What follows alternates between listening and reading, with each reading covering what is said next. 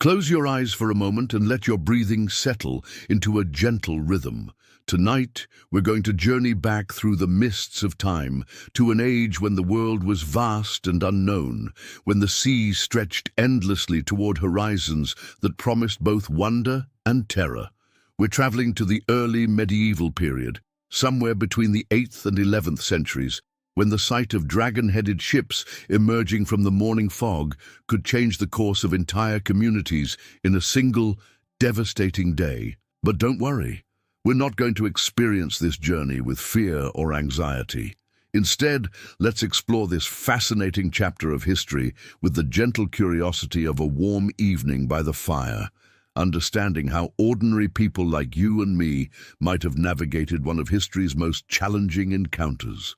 Take a deep breath and let yourself sink a little deeper into comfort as we begin to understand what it truly meant to face the Vikings. The year is 847 AD, and you are living in a small coastal village somewhere along the windswept shores of what we now call Ireland, though it could just as easily be the rugged coastline of Scotland, the gentle hills of England, or the fertile plains of northern France.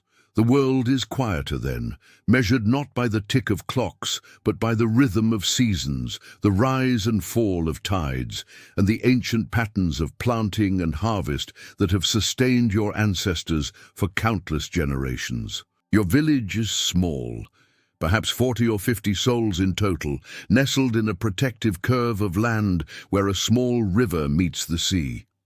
Stone and timber cottages with thick thatched roofs dot the landscape like sleeping animals, their walls blackened by years of peat fires that burn steadily through the long winter months. The air carries the perpetual scent of wood smoke mingled with salt spray, and the sounds that fill your days are gentle ones, the lowing of cattle, the splash of fishing nets, the soft murmur of voices sharing the day's simple tasks.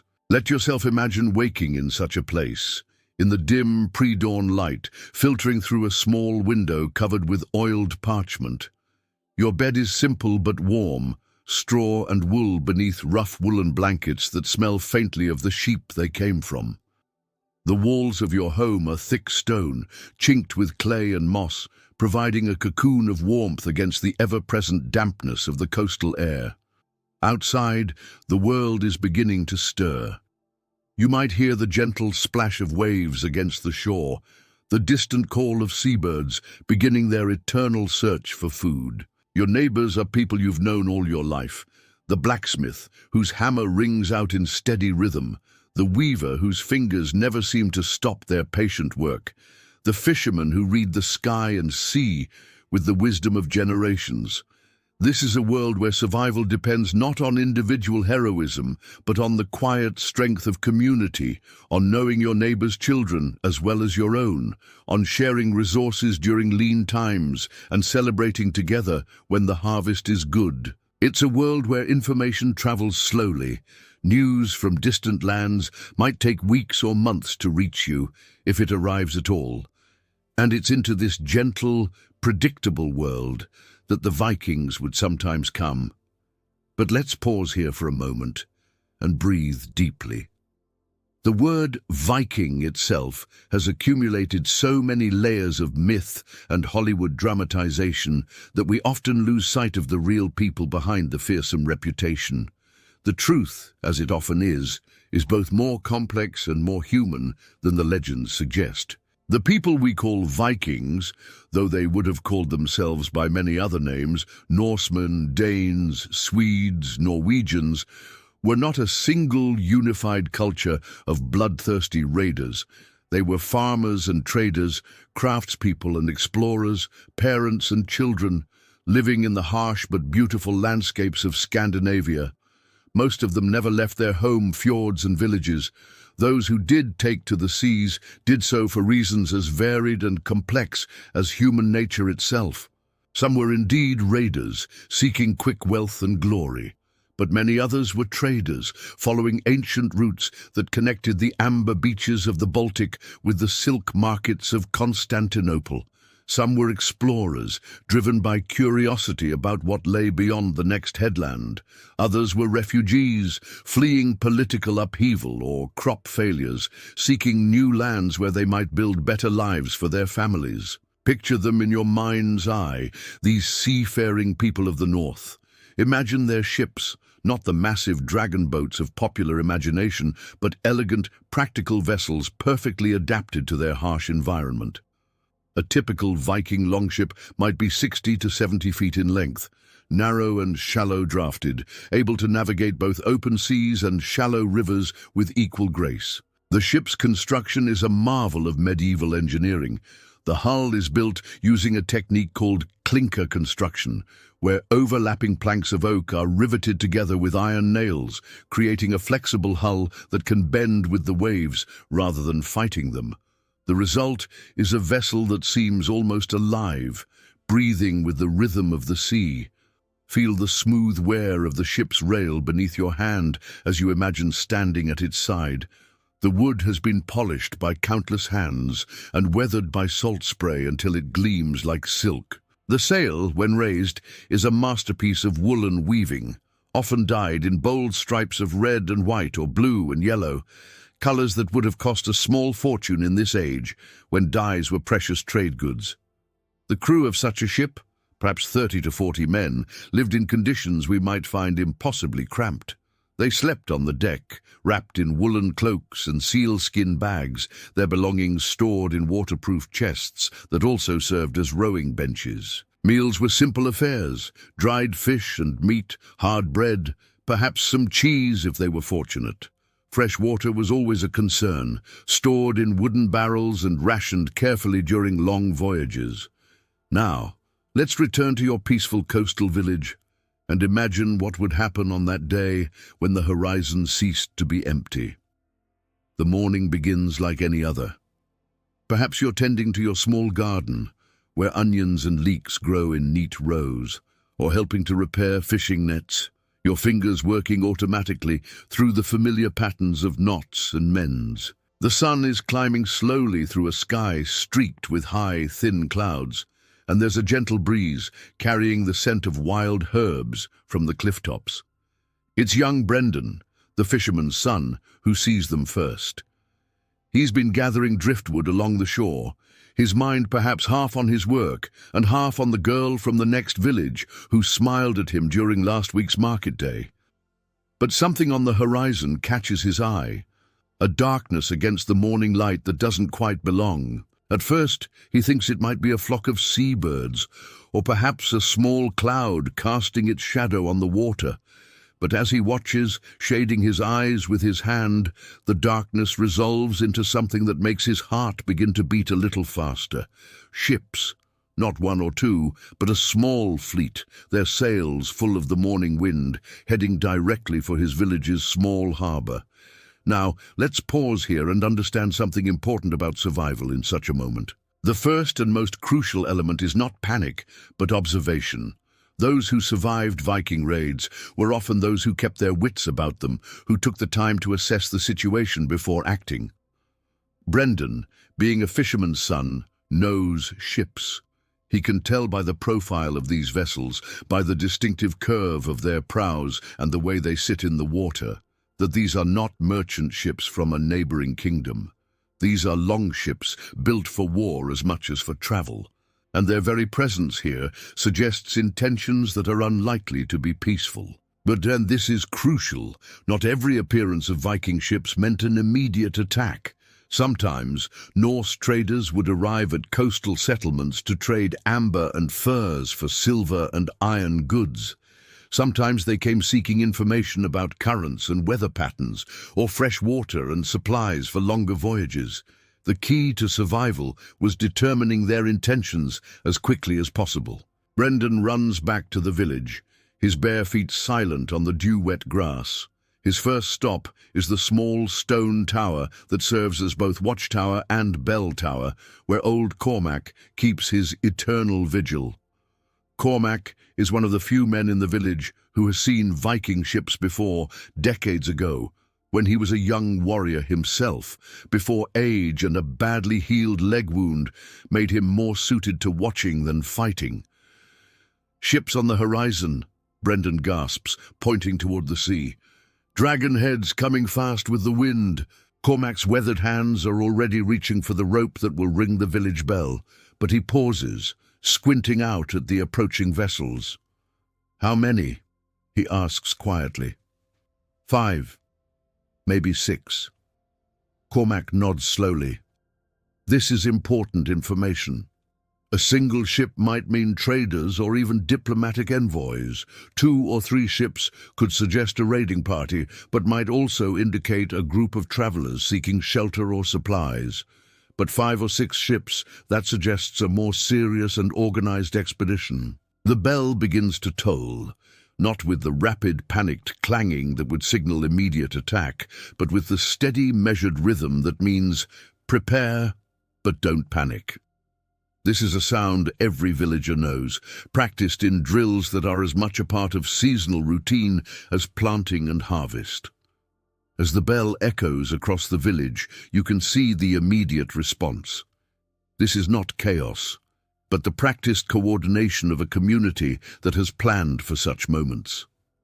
Children are quickly gathered and moved toward the church, not just for spiritual protection, but because the church, with its thick stone walls and small, high windows, is the most defensible building in the village. The elderly and infirm are helped along the same path, not abandoned, but cared for as part of the community's responsibility. Young mothers carry infants, while older children help herd livestock toward hidden paths that lead inland, away from the vulnerable coastline. Now let's pause and consider your own options in such a moment. If you were an ordinary villager in 847 AD, you would have essentially 3 choices: fight, hide, or flee. Each option had its advantages and dangers, and the choice often depended on circumstances beyond your immediate control. Fighting was an option primarily for able-bodied men with some training in weapons use. But don't imagine Hollywood-style sword battles. Most village men would have been armed with simple weapons, perhaps a spear, an axe used for cutting wood, or a long knife. Few would have owned swords, which were expensive and difficult to make, symbols of wealth and status rather than common tools. The strategy for defensive fighting would have been simple. Make the cost of taking the village higher than the potential rewards.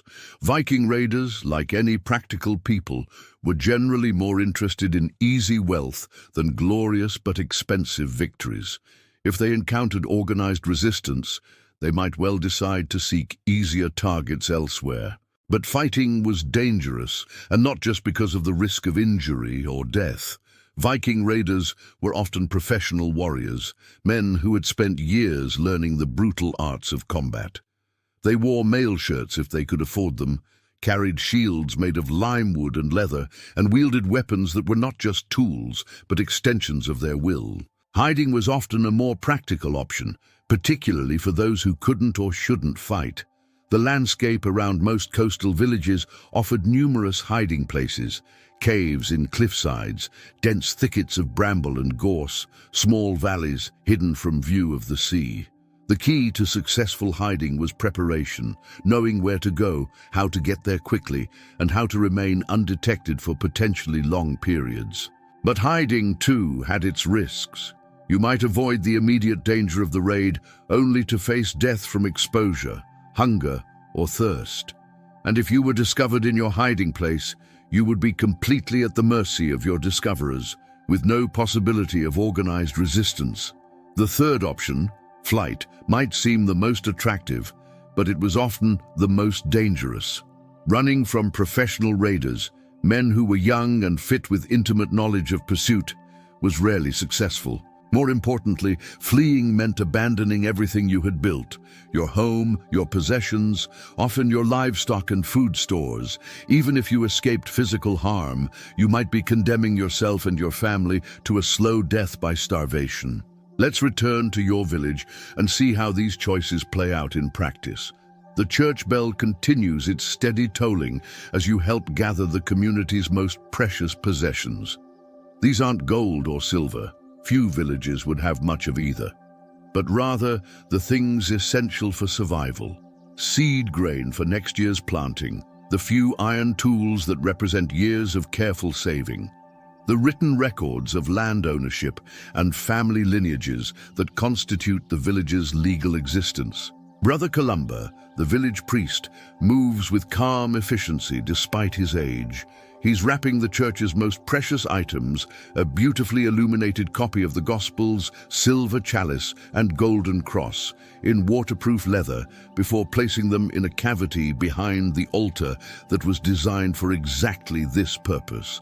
These religious treasures represent not just spiritual significance, but enormous material wealth, enough to feed the entire village for a year if converted to grain and livestock. Meanwhile, the village's makeshift defense force is assembling. There are perhaps 15 men of fighting age, led by Muiris, a grizzled former soldier who served the local king in his younger days. They're not an impressive sight by the standards of professional warriors. Farmers and fishermen carrying woodsmen's axes and hunting spears. But they know their ground intimately, and they're fighting for their families and homes. Muiris deploys his men carefully. 3 archers, hunters who know their bows as well as they know their own heartbeats, take positions in the church tower and behind stone walls where they can control the approach from the harbor. The rest spread out in a rough line that takes advantage of every stone wall, every ditch, every natural obstacle that might slow an attacking force. But here's where you begin to understand something crucial about survival in such situations. The real key is not individual heroism, but collective wisdom, and that wisdom often points toward negotiation rather than futile resistance. As the longships approach the harbor, one ship separates from the others and approaches alone. This is significant. It suggests that the raider's leader is confident enough in his strength to risk a small delegation, but also disciplined enough to avoid an immediate assault that might damage valuable property or drive potential wealth inland before it can be captured. The single ship beaches on the shingle with a grinding sound that seems to echo in the sudden silence. The village watches from concealed positions as a small group of men disembarks. Their leader is immediately recognizable, not just by his position at the group's head, but by the quality of his equipment. His mail shirt is well made and carefully maintained. His helmet bears bronze decorations, and his sword hangs in a scabbard decorated with silver wire. But notice what he doesn't do. He doesn't immediately charge toward the village or make threatening gestures. Instead, he plants his spear in the sand and calls out in accented but understandable Gaelic, "I would speak with your headman. I come under truce." This is your first real chance for survival, the opportunity for negotiation. Muiris emerges from concealment, his own spear held across his body in a position that signals readiness, but not immediate aggression. Behind him, just visible, 2 other village men provide support while remaining ready to retreat if the negotiation goes badly. The conversation that follows might seem anticlimactic after years of Hollywood Vikings, but it represents the reality of most Viking European encounters. The Norse leader, let's call him Olaf Thorson, is not a mindless berserker, but a practical man with specific goals and limited time to achieve them. "Your village is small," he says, his pale eyes taking in the stone cottages and carefully tended fields. "But you have good land, and I see cattle in your high pastures. My men have been long at sea, and we need provisions." Muiris nods slowly. This is the crucial moment where the right words might save lives, while the wrong ones could doom the village to fire and sword. "We are poor people," he replies carefully, "but we understand the laws of hospitality. What do you seek?"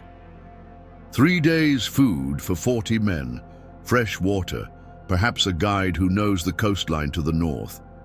Olaf's demands are specific and reasonable, the sort of thing a trading expedition might legitimately request.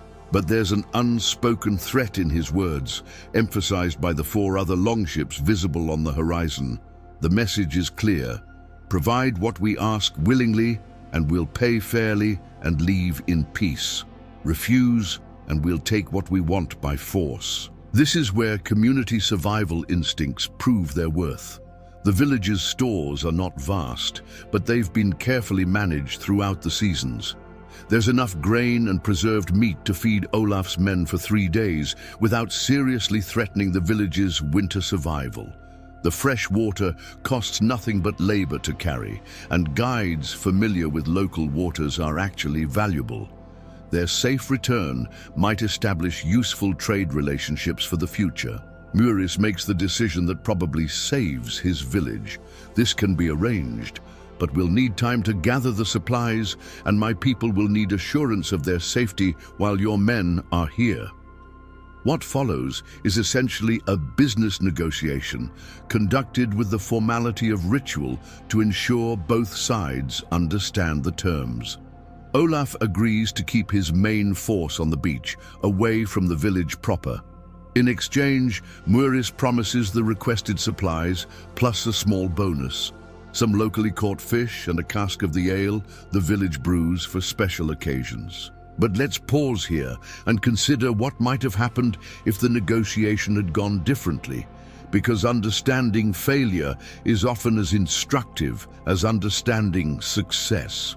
If the village had refused to negotiate, or if Olaf had been more aggressive in his demands, the situation could have escalated quickly into violence.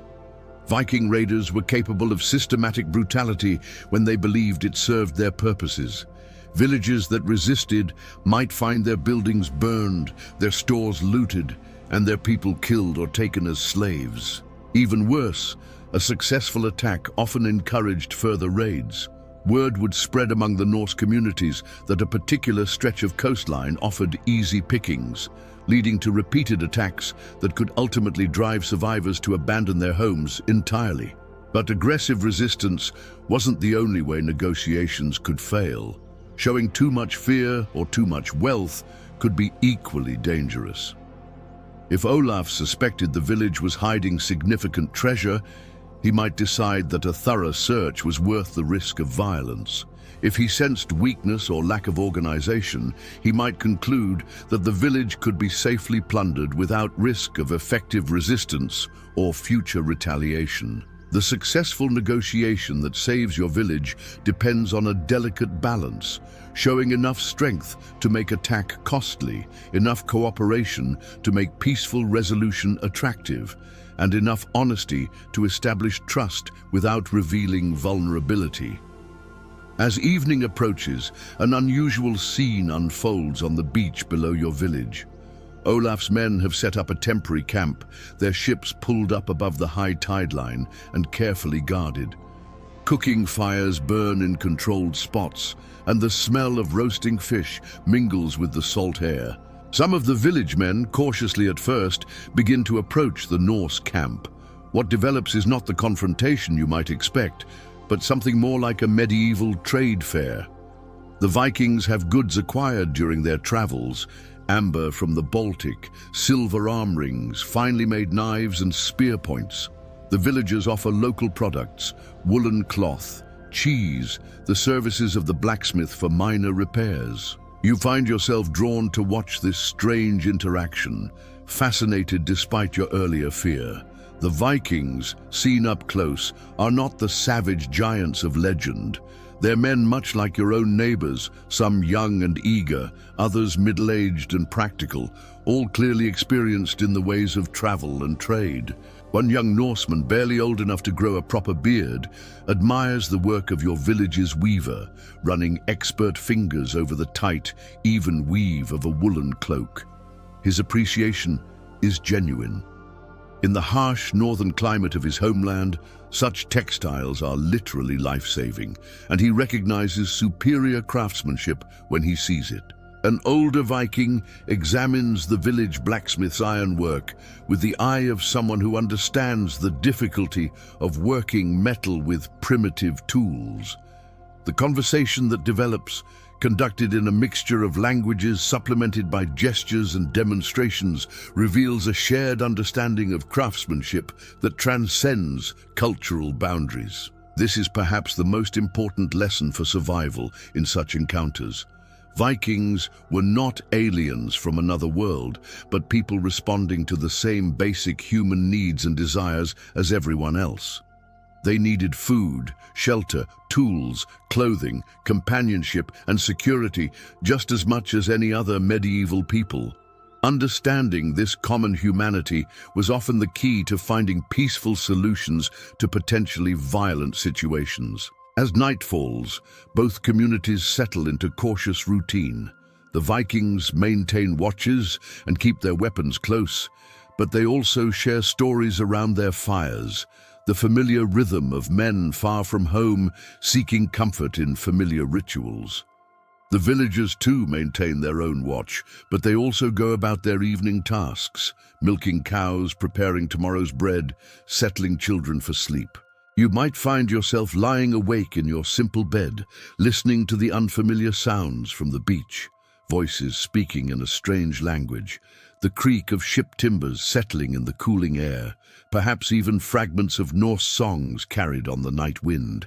It's alien and unsettling, but also somehow reassuring in its very ordinariness. The next morning brings the beginning of a 3-day period that will test your community's wisdom and resilience. The promised supplies must be gathered and prepared, but this process offers its own opportunities for survival and even profit. The grain that Olaf requested must be ground into flour, a task that requires the village's small stone quern to work almost continuously. But the Vikings offer to help with the labor, and their hand querns, brought from their ships, prove to be of superior design. Working together, the two groups accomplish in one day what might have taken the village 3 days working alone. The collaboration extends to other tasks as well. Several of the Vikings prove to be skilled fishermen, and their techniques for preserving catch in sea salt and seaweed provide new knowledge that will benefit the village long after the raiders have departed. In exchange, local men share their intimate knowledge of seasonal fish runs and the best locations for setting nets. Even more valuable are the conversations that develop around the work. The Vikings are traveling traders as much as warriors, and their knowledge of distant markets, trade routes, and the relative value of different goods represents information that could benefit the village for years to come. You learn, for instance, that the amber beads treasured by local women are worth 3 times as much in the markets of York, while the woolen cloth your village produces is highly prized in Iceland, where sheep don't thrive in the harsh climate. This knowledge could transform a subsistence community into active participants in long-distance trade. But the most valuable information concerns defense and early warning. The Vikings share their knowledge of signal systems, how coastal communities communicate the approach of raiders, how to distinguish between hostile and peaceful ships at a distance, how to organize evacuation routes that take advantage of terrain and seasonal conditions. This information exchange represents a crucial element of survival that extends far beyond the immediate encounter. Communities that survived multiple Viking encounters were often those that learned to read the signs of approaching raids and developed sophisticated systems for rapid response. By the 2nd day, the relationship between the two groups has settled into something resembling cautious partnership. Several village women, initially the most fearful of the strangers, discover that the Vikings' interest in their textile work is genuine and knowledgeable. One Norse trader offers to purchase several cloaks, paying in silver at rates far above what the women might receive at local markets. The village children, with the resilience and curiosity of youth, begin to overcome their fear. They gather at safe distances to watch the strangers, fascinated by their unfamiliar clothing, their strange language, and their exotic possessions. One young Viking, perhaps homesick for his own children, carves small wooden toys that he gives to the bravest of the local youngsters. These human connections, small as they might seem, represent profound insurance against future violence. If these particular Vikings return to the area, they're now dealing with people they know as individuals rather than anonymous targets. The psychological barriers to violence are significantly higher when you've shared meals with someone, admired their craftsmanship, or played with their children. On the third day, as promised, Olaf begins preparing for departure.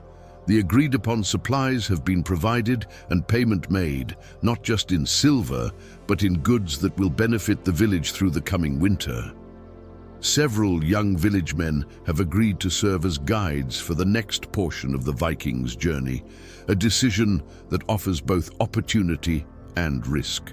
The opportunity is significant.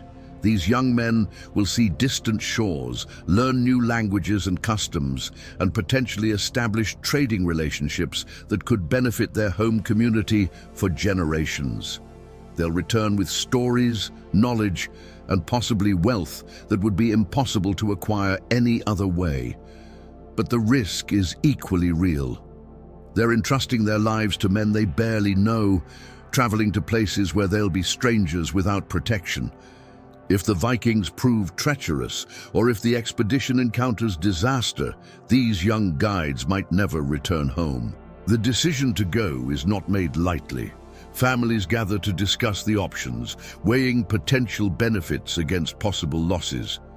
In the end, 3 young men volunteer: 2 fishermen's sons eager for adventure, and the blacksmith's apprentice who hopes to learn new techniques for working iron. As the longships prepare to depart, the entire village gathers on the cliff above the harbor. The scene below is almost festive, Vikings and villagers working together to load supplies, secure equipment, and prepare the ships for sea. The early morning light catches the wet timber of the hulls and the bright colors of the sails as they're raised. Olaf approaches Muiris for a final conversation. What passes between them is brief but significant. An exchange of information about seasonal weather patterns, the locations of safe harbors, and the customs of other communities along the coast. They're establishing the foundation for future relationships that might benefit both communities. "We may return this way," Olaf says simply. "When we do, we'll know to approach in peace." Muiris nods. "You'll be welcome to trade if you come as traders." It's a small diplomatic triumph, the kind of success that doesn't make it into the epic poems, but might save lives for generations to come.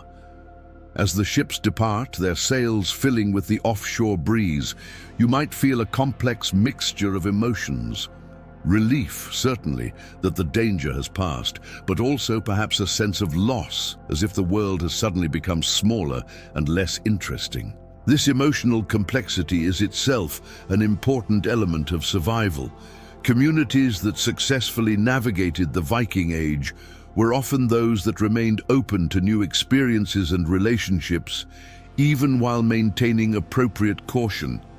Xenophobia and rigid isolation might provide short-term security, but they often led to long-term vulnerability. The village that completely closed itself off from outside contact might avoid some raids, but it would also miss opportunities for trade, alliance, and the acquisition of new knowledge. In contrast, communities that learned to distinguish between different types of strangers and to negotiate from positions of informed strength often thrived during this period of cultural contact and conflict. Now, let's consider what lessons your village has learned from this encounter, because these lessons represent the real key to long-term survival in an age of Viking raids. First, the importance of early warning systems. The village will undoubtedly improve its watch arrangements, perhaps building additional signal towers or establishing regular communication with neighboring communities. The goal is not just to spot approaching ships, but to determine their intentions and numbers early enough to mount appropriate responses. Second, the value of organized defense that's proportional to actual threats. Your village discovered that a small, disciplined defensive force could deter attack without provoking unnecessary violence. Future preparations will likely focus on improving this capability: better weapons, more training, clearer command structures. Third, the crucial importance of diplomatic skills. Muiris's ability to negotiate successfully probably saved more lives than any amount of military preparation could have. Future village leaders will need to develop similar skills in languages, customs, and the complex art of reading strangers' intentions. Fourth, the recognition that cultural exchange, even with potential enemies, can provide enormous benefits. The knowledge gained during these 3 days about markets, techniques, defensive strategies, and communication will serve the village for decades to come. As weeks pass after the Vikings' departure, these lessons begin to take concrete form. The village establishes regular communication with neighboring settlements, creating an early warning network that extends for miles along the coast. Young men begin training more seriously with weapons, not in hopes of becoming great warriors, but in order to present a credible deterrent to potential raiders. Perhaps most importantly, the village begins to think of itself not as an isolated settlement at the mercy of larger forces, but as an active participant in the wider medieval world. Trade relationships established during the Vikings' visit begin to develop into regular commercial connections. The knowledge gained about distant markets encourages local craftspeople to improve their techniques and expand their production. When the 3 young guides return 6 months later, they bring with them not just stories and small treasures, but valuable intelligence about political conditions in distant lands, new techniques for shipbuilding and navigation, and established relationships with other communities throughout the Norse world. This intelligence proves invaluable when, the following summer, another Viking fleet appears on the horizon. This time, the village is prepared not just militarily, but diplomatically. The approaching ships are identified as belonging to a different group of traders, and appropriate preparations are made to receive them, not as unwelcome invaders, but as potential customers and partners. The encounter proceeds smoothly, with both sides benefiting from the exchange. The village trades surplus grain and textile goods for exotic items that can be resold at regional markets. More importantly, they establish their reputation as a community that can be dealt with safely and profitably, reducing the likelihood of future hostile encounters. Over the years that follow, your village becomes a recognized stopping point for Norse traders traveling along the coast. This brings both benefits and challenges. The community must maintain the delicate balance between welcoming profitable visitors and protecting against those who might abuse their hospitality. But the skills developed during that first dangerous encounter serve the village well. The ability to assess strangers quickly and accurately, to negotiate from positions of strength, and to maintain community solidarity while remaining open to new opportunities. These become defining characteristics that ensure long-term survival and prosperity. Let's take a moment to reflect on the broader implications of your village's experience, because they illuminate important truths about survival in any era of rapid change and cultural conflict. The Viking Age, which lasted roughly from the late 8th to the mid-11th centuries, was a period of extraordinary transformation throughout Europe. The neat boundaries between kingdoms shifted constantly, new trade routes opened and closed, and technological innovations changed the possibilities for both communication and conflict. Communities that survived and prospered during this period were generally those that remained flexible and adaptive while maintaining strong internal cohesion. They learned to distinguish between different types of change, some threatening, others potentially beneficial, and to respond appropriately to each. Your village's survival strategy, combining defensive preparedness with diplomatic openness, represents a successful adaptation to this complex environment. By maintaining the capability for armed resistance while prioritizing negotiation and trade, The community positioned itself to benefit from positive changes while protecting against negative ones. This approach required considerable wisdom and restraint from community leaders. It would have been easier in some ways to adopt either complete isolationism or complete accommodation. Either extreme might have worked in the short term, but both would have proven disastrous over the decades of continued cultural contact and conflict that characterized the Viking Age. The isolationist approach, building higher walls, avoiding all contact with strangers, rejecting new ideas and technologies, might have protected against some immediate threats. But it would also have cut the community off from beneficial trade relationships, new agricultural techniques, and the intelligence networks that provided early warning of genuine dangers. The complete accommodation approach, welcoming all strangers, adopting foreign customs wholesale, abandoning traditional defensive preparations, might have brought immediate economic benefits. But it would have left the community vulnerable to exploitation by less scrupulous visitors, and might have undermined the internal cohesion that made successful resistance possible when it became necessary.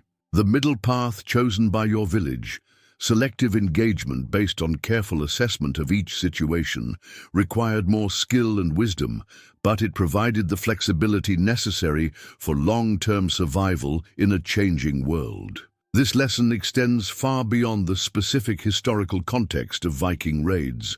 Throughout history, communities and individuals facing periods of rapid change have faced similar choices between isolation, accommodation, and selective engagement. Those who choose the middle path, remaining open to beneficial changes while maintaining the capability to resist harmful ones, generally prove most successful over the long term. As we near the end of our journey through this historical scenario, let's consider one final aspect of survival that often gets overlooked in dramatic retellings: the importance of maintaining normal life even during periods of extraordinary stress. Your village, during and after its encounter with the Vikings, didn't simply exist in a state of permanent military alert. Children continued to play, though perhaps their games now included new elements learned from watching the strangers. Farmers continued to plant and harvest, though they might now grow additional crops specifically for trade. Craftspeople continued to practice their skills, though they might now incorporate new techniques learned from foreign visitors. This continuity of normal life was not a luxury or a sign of complacency. It was an essential element of survival. Communities that allowed extraordinary events to completely disrupt their regular patterns of life often found themselves unable to recover when the immediate crisis passed. The psychological benefits of maintaining routine during stress are well understood today, but they were equally important in medieval times. The familiar rhythms of daily work, seasonal celebrations, and family life provided stability and meaning that helped people cope with uncertainty and fear. Moreover, the practical benefits were enormous. A community that continued to plant and harvest, to practice essential crafts, and to maintain its infrastructure was far better positioned to survive whatever challenges the future might bring than one that abandoned these activities in favor of constant military preparation. Your village's success in balancing extraordinary challenges with ordinary life represented wisdom that had been accumulating for generations. The seasonal patterns of agriculture, the weekly rhythms of market day, the daily routines of animal care and household maintenance, these provided the foundation that made it possible to deal effectively with unexpected events like Viking raids. As twilight settles over your peaceful village, several years after that first dramatic encounter, you might reflect on how much has changed and how much has remained the same. The basic patterns of life continue much as they always have. The same fields are planted and harvested, the same crafts are practiced, the same families gather around the same hearths as darkness falls. But the world has expanded in ways that would have been unimaginable before the Vikings arrived. Your children learn fragments of Norse words mixed with their native Gaelic. Your neighbors discuss the relative merits of different foreign markets with the expertise of seasoned traders. Your village participates in trade networks that extend from Iceland to Constantinople. Most importantly, your community has developed a confidence and competence in dealing with the wider world that serves it well in all sorts of situations. The skills learned in assessing and negotiating with potentially dangerous strangers prove equally valuable when dealing with tax collectors from the king, merchants from distant towns, or refugees seeking shelter after disasters. The early warning systems established to watch for Viking raids provide advance notice of all sorts of visitors and events. The diplomatic skills developed through cross-cultural negotiation serve the village well in dealing with its own overlords and neighboring communities. The economic knowledge gained through trade relationships helps the village navigate changing political and economic conditions throughout the region. In essence, the challenge of surviving a Viking encounter has transformed your village from an isolated, inward-looking community into a confident participant in the broader medieval world. This transformation represents the most profound form of survival, not merely avoiding destruction, but emerging stronger and more capable than before. The children who watched the first Viking ships with wide, frightened eyes are now young adults who greet foreign visitors with curiosity rather than terror. They've grown up understanding that the world beyond their village contains both dangers and opportunities, and they've learned to navigate both with skill and confidence. The elderly members of your community, who might have counseled complete isolation after the first raid, now serve as repositories of wisdom about dealing with different types of strangers. Their memories of successful negotiations and profitable trades provide guidance for handling new situations as they arise.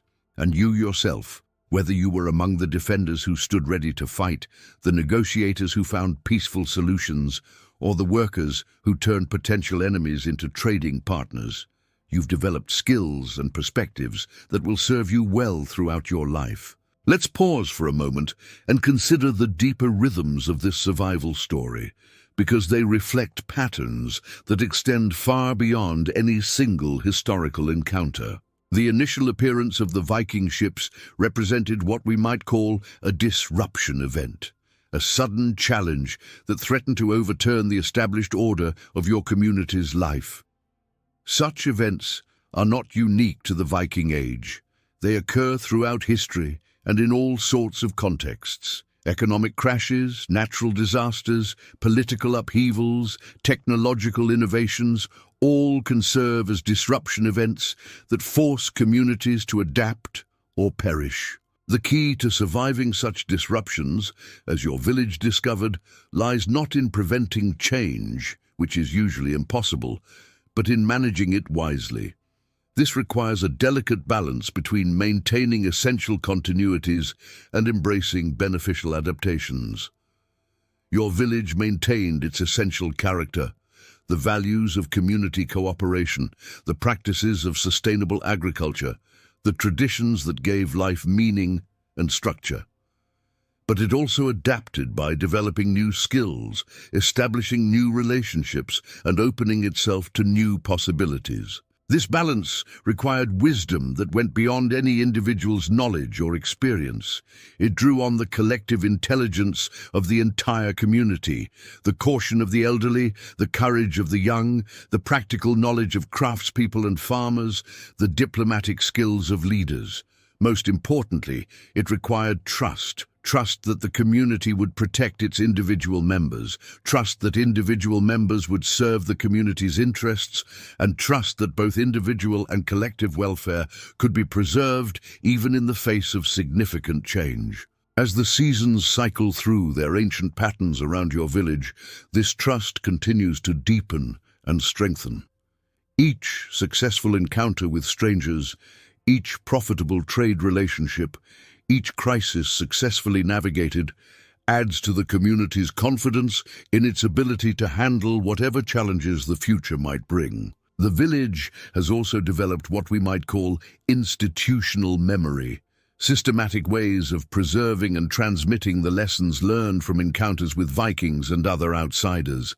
Stories are told and retold around winter fires, not just for entertainment but as teaching tools that help younger generations understand how to assess and respond to different types of situations. The defense arrangements that proved effective are maintained and improved, but they're understood as just one tool among many for protecting the community's interests. The diplomatic protocols that led to successful negotiations are formalized and practiced, ensuring that future leaders will have the skills necessary to navigate complex cross-cultural encounters. Perhaps most importantly, the village has developed a sophisticated understanding of what anthropologists call social capital, the networks of relationships, shared knowledge, and mutual obligations that enable communities to function effectively, even under stress. Your village's social capital now extends far beyond its physical boundaries. The relationships established with Viking traders have led to connections with other communities throughout the Norse world. Information flows along these networks, news of political changes, warnings of approaching raiders, opportunities for trade, innovations in technology and technique.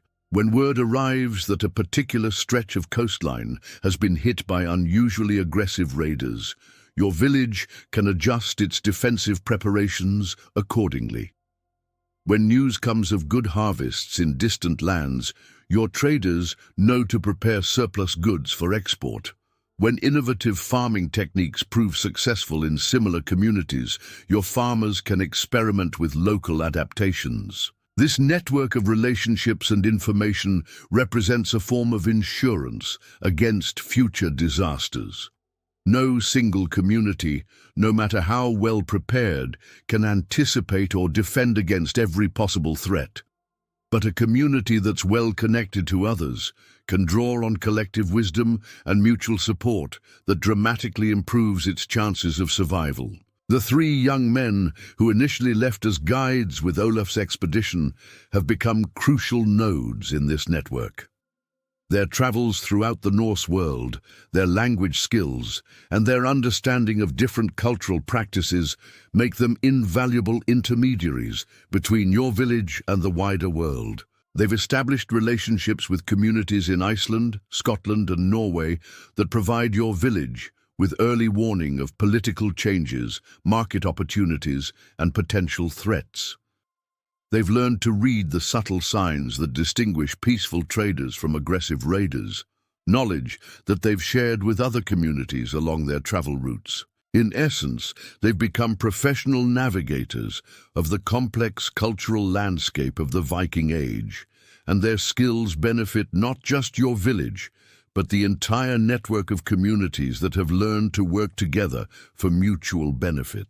This evolution from isolated settlement to network participant represents one of the most important survival strategies of the medieval period. Communities that remained completely isolated often fell victim to disasters they might have avoided with better information. Those that became too dependent on outside connections sometimes lost their ability to be self-sufficient when those connections failed. Your village has found the optimal balance, maintaining its capacity for independent survival while participating actively in beneficial networks of mutual support and information sharing. As you sit by your fire on a quiet evening, perhaps mending fishing nets or spinning wool into thread, you might reflect on how profoundly your world has changed since that morning when young Brendan first spotted strange ships on the horizon. The basic activities of your life remain the same. The same hands perform the same tasks that have sustained your family for generations. Yet everything is different. The wool you spin might be traded to Norse merchants for silver that will purchase iron tools from Scottish smiths. The fish caught in your nets might feed visitors from Iceland who bring news of volcanic eruptions and new farming techniques.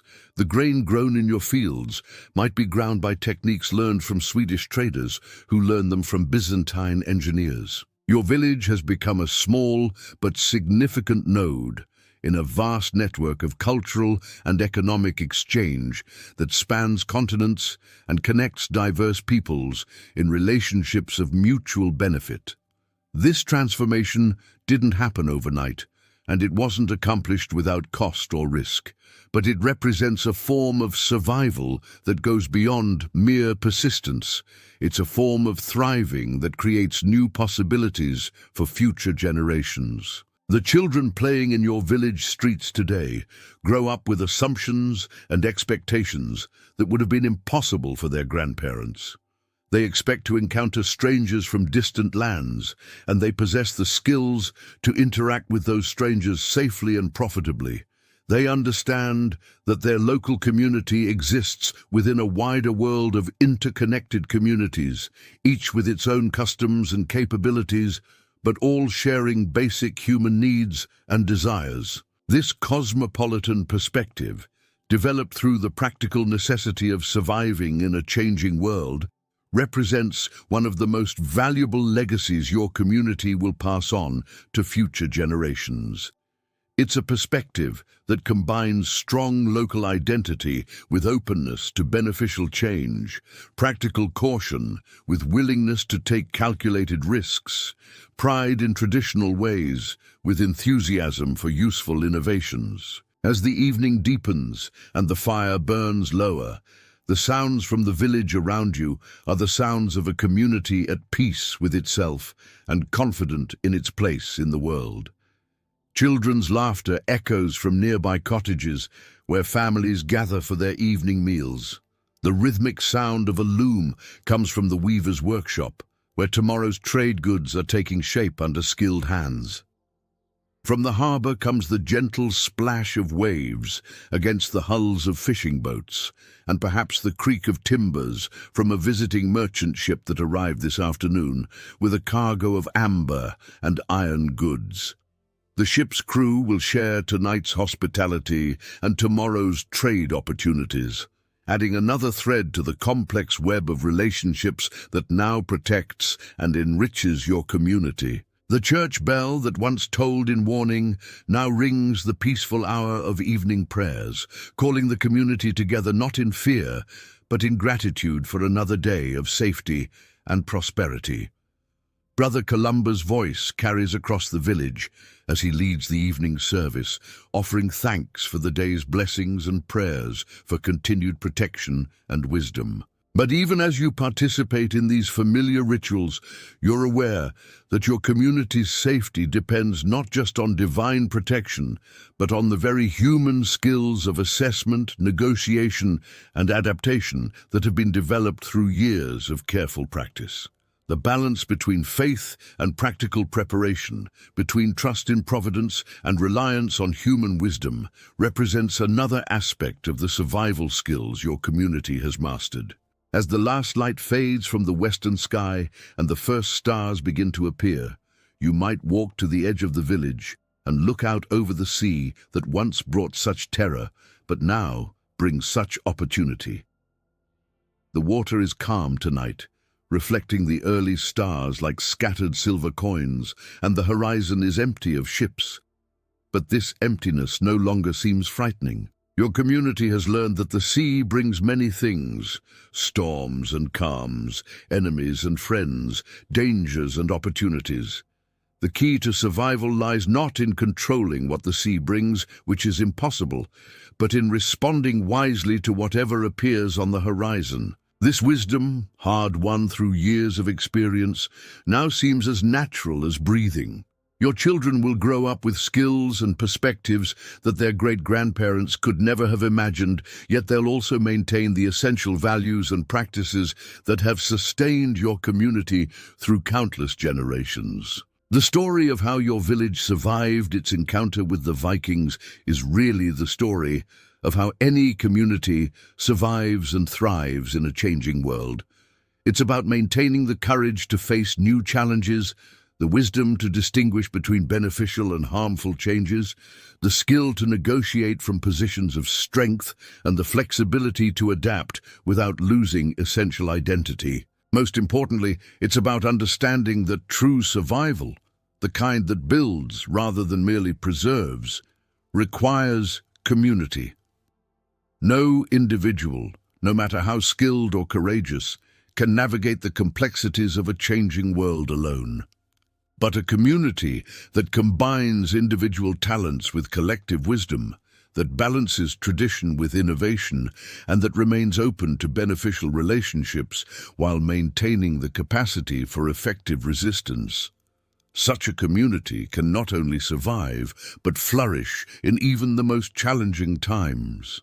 As you make your way back to your cottage, through the familiar streets of your village, past the homes of neighbors who have become true partners in the great adventure of survival, you carry with you the deep satisfaction of belonging to a community that has met extraordinary challenges and emerged stronger than before.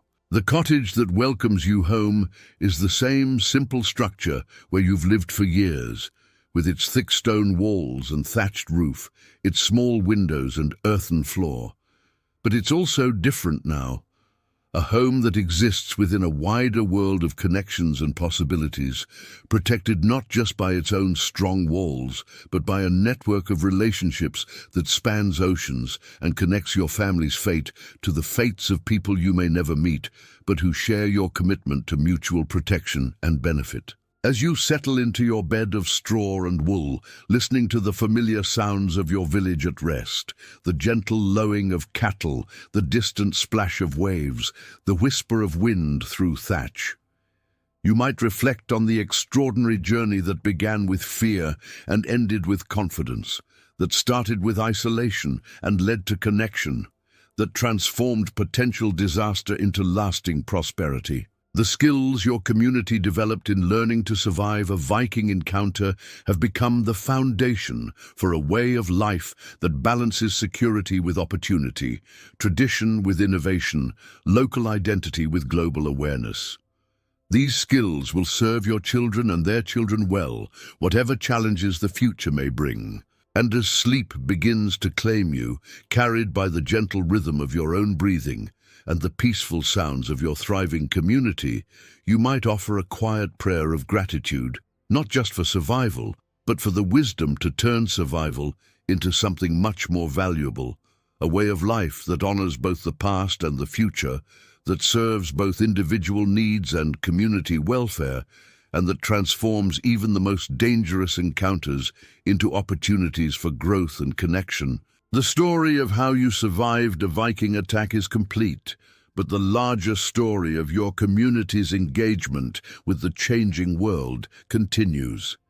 Each new day brings new challenges and new opportunities.